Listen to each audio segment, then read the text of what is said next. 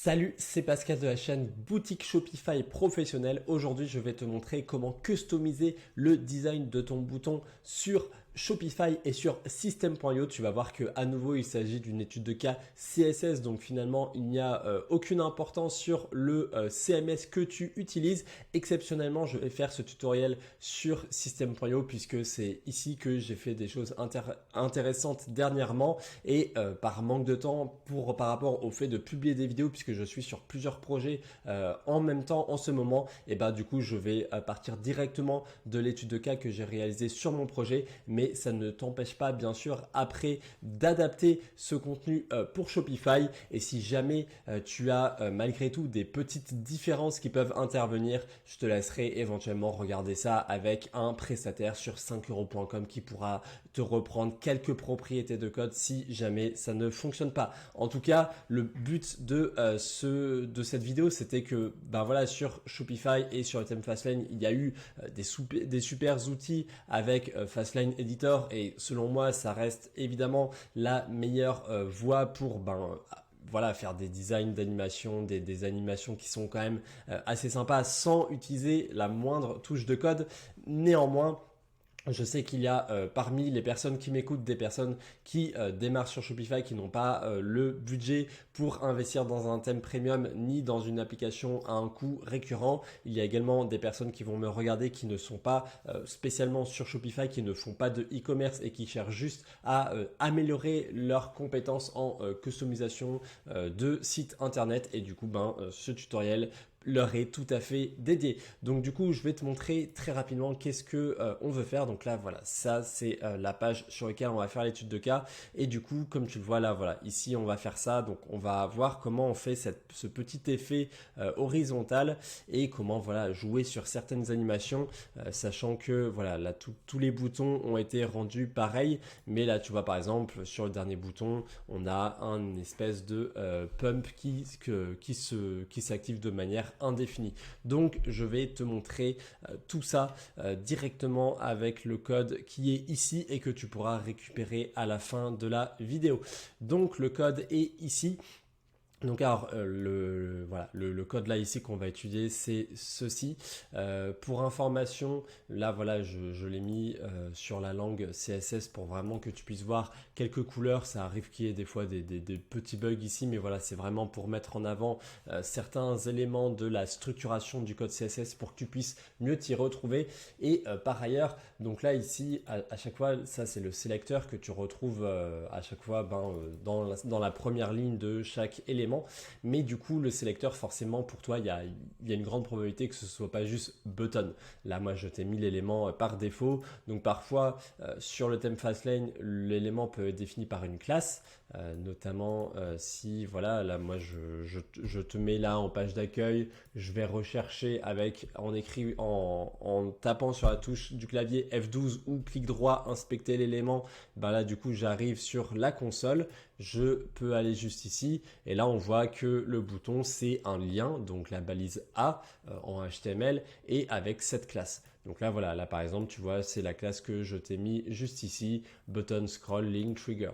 Ça peut également être lié avec une ID. Là, par exemple, si j'avais créé une nouvelle section, admettons, on parle de cette section, là, je peux remonter à chaque fois dans le thème. Là, je vois cette ID de section. Donc là, on voit que contrairement à tout à l'heure où je pouvais sélectionner l'ensemble des boutons, là, tu vois, là, il y avait le même bouton ici, ici. Là, tous ces éléments auraient été pris avec cette même classe. Là, avec l'ID, je prends en compte seulement cette section ici, et ensuite je peux sélectionner le lien, donc le bouton de cette section pour jouer uniquement dessus. Donc là, voilà, je t'ai mis quelques exemples avec tantôt la classe, tantôt l'ID. Donc l'ID là, avec la méthode que je t'ai indiquée, suivi de A ou button, ça dépend des éléments que tu utilises. Donc là, voilà, ça c'est la partie pour le choix du sélecteur. Maintenant, voici comment le code fonctionne. Donc là, du coup, qu'est-ce qu'on a fait pour voilà, comment le code a été géré pour pouvoir faire cet effet où là, voilà, on voit à gauche, il y a une couleur orange foncé, à droite, il y a une couleur orange clair, et lorsqu'on survole, on voit que ça switch en fait tout simplement, le orange clair bascule de droite à gauche, et là finalement le orange foncé passe à droite. Donc voici ce qui a été fait avec le code. Donc là, du coup, ici, le bouton, on lui a défini un dégradé. Donc le dégradé, ça veut dire que voilà, il y a un changement de couleur progressif qui s'effectue. Et du coup, là, voilà, linear gradient, donc ça implique ceci, là, le dégradé avec la propriété background image. Donc là, on a mis vers la droite. Et du coup, on a mis alors 2 fois la même couleur et une couleur intermédiaire. Là, on voit qu'il y a 2 couleurs qui sont à 0%. Donc 0% c'est là, 100% c'est là, 50% c'est au milieu. Donc là, on a 2 fois la même couleur. C'est ce fameux orange foncé dont je t'ai parlé. Et ici, à 50%, on a une autre couleur. Et là, c'est le orange clair. Donc toi, dans ton code, tu pourras faire ce que tu veux. Mais si tu veux reproduire exactement le même effet que ce que je t'ai fait ici, ce sera préférable donc de mettre 2 fois la même couleur aux extrémités et une couleur, par exemple, un peu plus claire ou une autre couleur, comme tu veux, à la moitié. Et là, du coup, ce que j'ai fait, c'est que j'ai fait background size 200%. Et là, qu'est-ce que ça fait? Ça fait que, en fait, là, ici, comme j'ai doublé la taille, on ne voit pas les éléments de 50% à 100%. On voit que les éléments de 0 à 50%. Et du coup, c'est ça. C'est du coup, on voit à gauche, il y a le orange foncé et à droite, il y a le orange clair. Et du coup, toutes ces parties ne sont pas définies. Mais du coup, ce que j'ai fait, c'est qu'après, au survol, donc là, c'est la propriété over, j'ai dit que la position du background passait à droite. Et du coup, le fait de passer à droite, là, du coup, comme on est toujours sur une dimension de 100%, là, maintenant, c'est les éléments de 50% à 100% qui vont s'activer lorsqu'on sera au survol. Et du coup, c'est pour ça qu'il y aura le orange clair à gauche et le orange foncé à droite. Donc, tu vois, finalement, ce sont que des propriétés CSS dont je te parle. Et finalement, c'est un petit peu tout bête. C'est un petit peu, voilà, une astuce d'utiliser cette dimension, voilà, de 100% et de gérer un dégradé en 3 étapes. Mais tu vois que ça fonctionne très très bien et que du coup avec ça on peut faire un petit rendu sympa qui est discret. Là moi après voilà, je préfère vraiment rester sur des couleurs relativement proches et de faire des petits effets sympas, mais tu peux tout à fait voilà passer du bleu au rouge si tu veux. Là vraiment on parle juste des codes hexadécimaux que tu peux comme d'habitude retrouver sur le sélecteur de couleurs. Là par exemple un site comme ça, HTML Color Codes, là voilà tu as juste à choisir sur l'ensemble du spectre des couleurs ta couleur, et une fois que tu as la couleur qui te va bien, tu récupères le code hexadécimal. Ici ça fonctionne très très bien.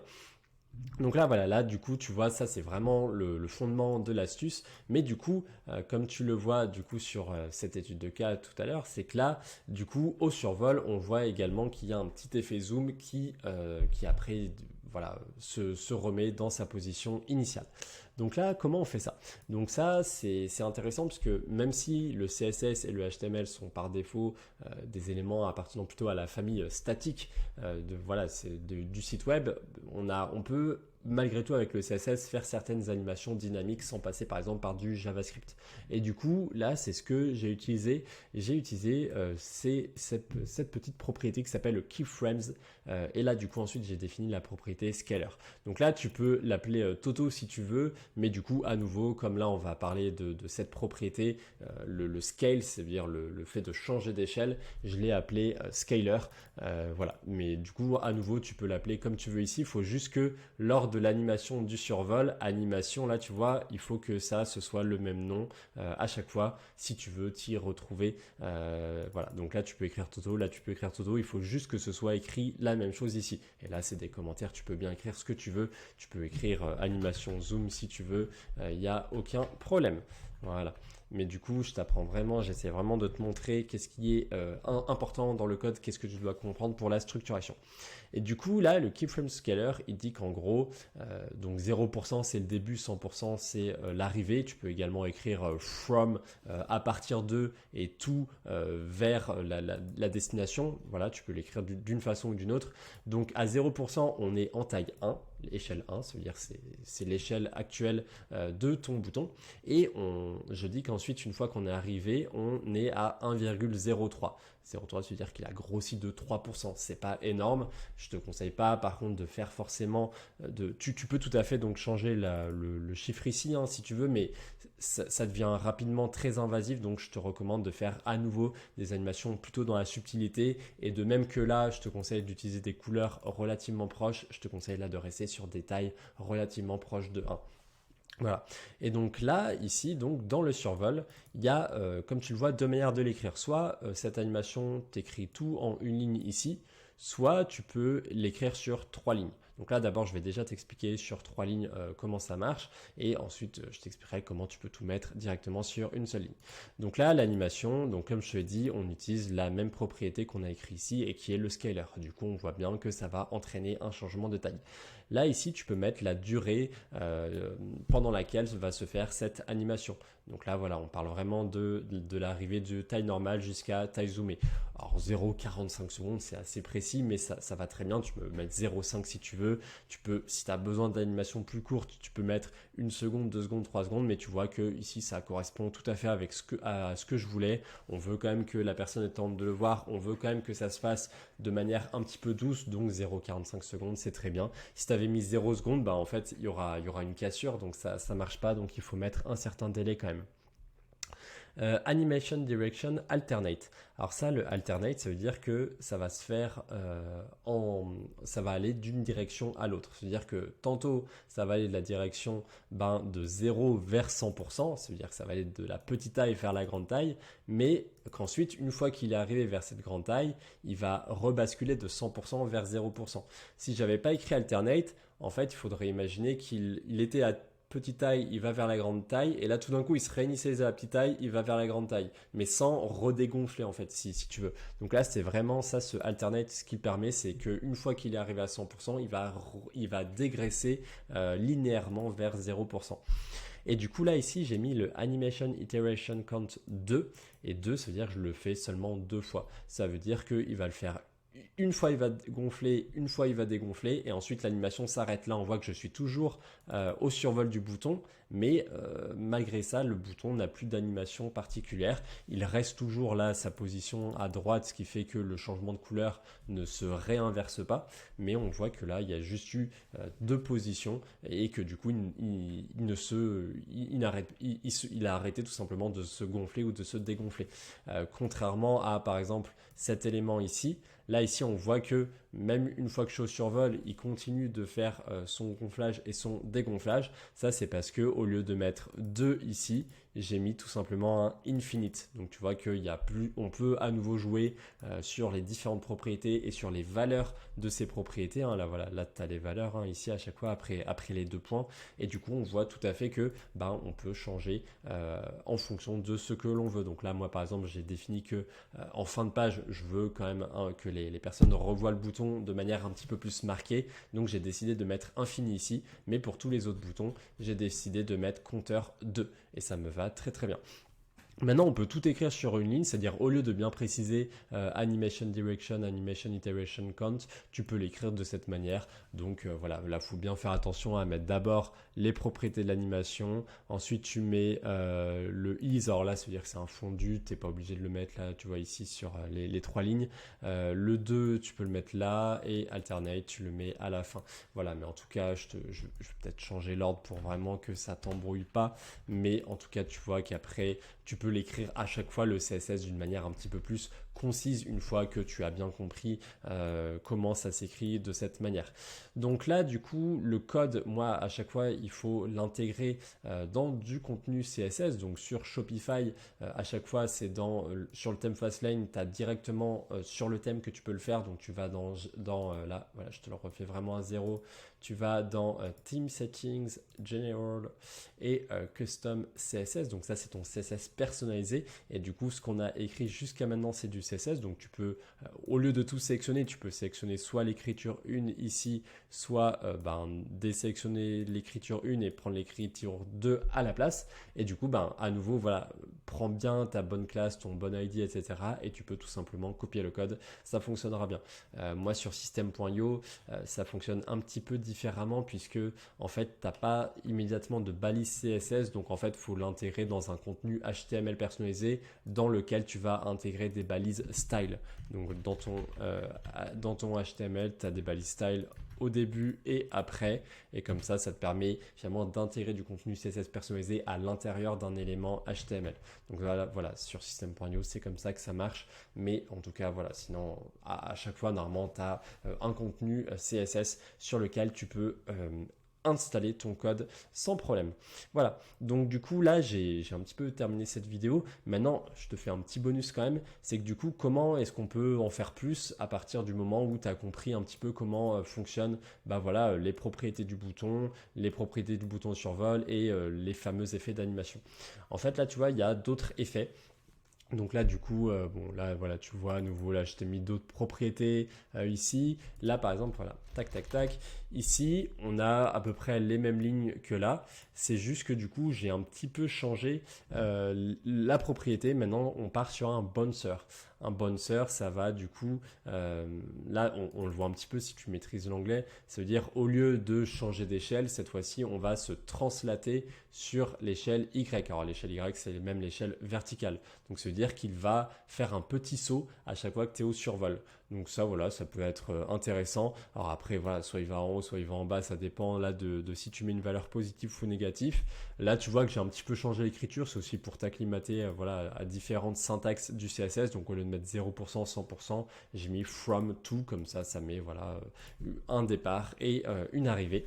Et donc là, par exemple, dans cet exemple, donc là, j'ai réutilisé voilà, bouncer, je l'ai utilisé ici. Si tu préfères nommer à nouveau translate, décalage, comme tu veux, il faut juste à nouveau que les deux noms soient égaux. Tu vois qu'avec un logiciel comme Notepad++, on voit que c'est mis en surbrillance, donc ça montre le lien entre les deux. Et du coup, donc là, je suis sur de l'infini. Donc, c'est-à-dire que tant que je resterai sur le bouton, ça continuera de bumper, là, de faire sa petite animation bouncer. Et du coup, là, à partir de là, voilà, tu peux le customiser à nouveau comme tu le veux. Donc là, je t'ai remis le scaler, voilà, pour que tu le gardes un peu sous la main. Donc le scaler, c'est le changement d'échelle. Donc là, voilà, tu as tout. Et le rotator, donc tout simplement, c'est qu'au survol, ça va tourner un petit peu par rapport au centre du bouton. Donc le rotator, là, ça se gère avec voilà, la fonction rotation.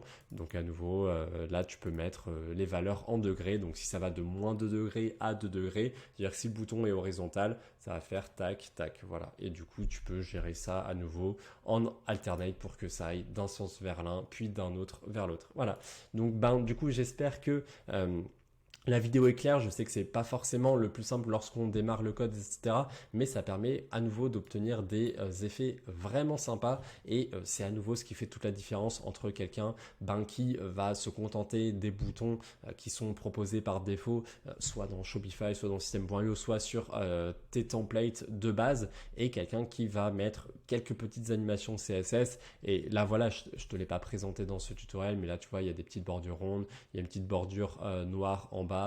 À nouveau, ça rend des boutons un petit peu plus uniques et voilà, ça donne un effet un peu plus sympa que ce qu'on peut voir sur la majorité. Et du coup, effectivement, ton client, après, il le ressentira. Il aura une meilleure expérience client puisqu'il se passera quelque chose lorsqu'il voudra passer à l'action. Et c'est des petites choses comme ça qui font la différence. Là, tu vois, pareil, finaliser votre achat. Là, tu peux jouer sur l'espacement des lettres. Enfin, tu vois, il y a toujours des petites choses comme ça que tu peux faire et c'est tout l'intérêt du CSS. Donc maintenant, ce code, conformément à mon esprit de partage, je vais te le transmettre tout comme d'habitude par ManyChat avec voilà, la bibliothèque privée. Donc tu peux aller sur m.me/Pascal Fastlane.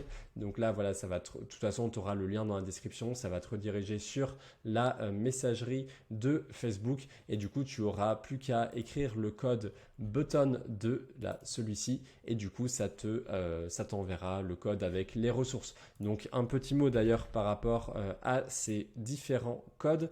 Là, moi, récemment, récemment, j'ai tout repris parce que j'ai eu à nouveau plusieurs commentaires qui me disaient que quand c'était au format texte, c'était pas bon parce que des fois, des gens ne savaient pas utiliser leur bloc-notes voilà, sur Windows ou etc.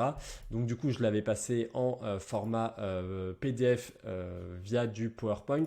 Mais du coup, là, j'ai à nouveau eu des retours qui me disaient que ouais, mais en PDF, quand on copie-colle le code, on perd la mise en forme et du coup, après, c'est un peu relou de tout rechanger. Donc du coup, maintenant, lorsque vous téléchargez voilà, quand vous téléchargez mes fichiers, tout a été mis au format zip. Donc là, moi, c'est WinRAR parce que j'ai WinRAR, mais vous inquiétez pas, c'est bien le format .zip qui est libre de droit et non pas le format .rar. Donc vous pouvez tout à fait le dézipper avec n'importe quelle solution en faisant voilà, même je crois un clic droit, extraire ici, ou même je crois voilà, ouvrir avec. Enfin bon, vous avez vraiment tout ce qu'il vous faut pour ben voilà, envoyer vers dossier compressé, etc. Enfin bref, vous avez tout pour le déverrouiller.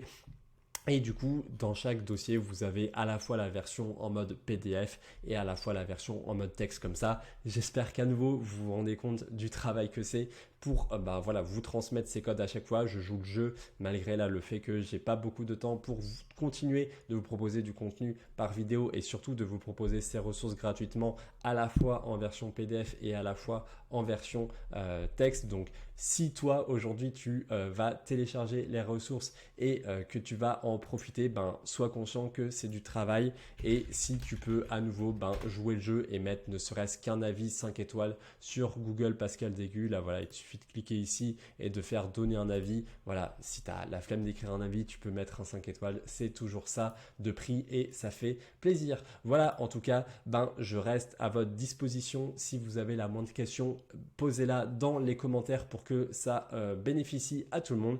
Et sur ce, c'était Pascal de la chaîne Boutique Shopify Professionnelle. Je te dis à très bientôt. Salut!